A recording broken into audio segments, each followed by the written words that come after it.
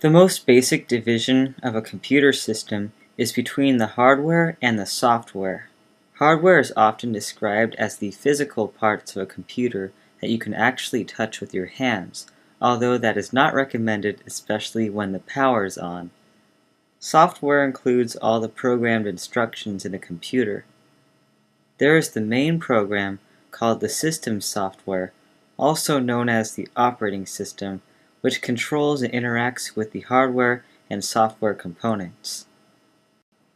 Application software are programs like Photoshop, Internet Explorer, and World of Warcraft.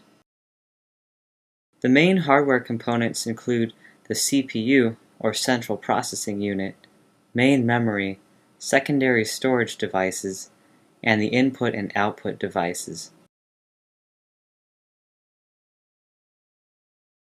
The CPU is a microchip that receives and decodes instructions from memory.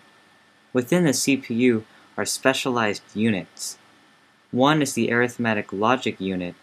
This part performs operations with numbers. The control unit manages the flow of instructions in time with the CPU clock.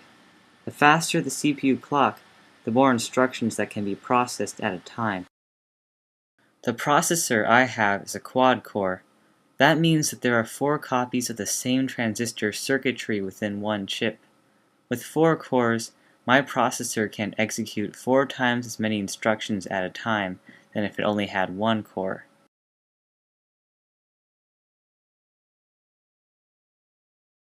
The main memory is volatile. That means whatever data is held here would be lost if the power went off. Volatile memory needs a constant flow of electricity to work, so it's only used for instructions in active use. Otherwise, data is stored in a permanent storage device like the hard drive.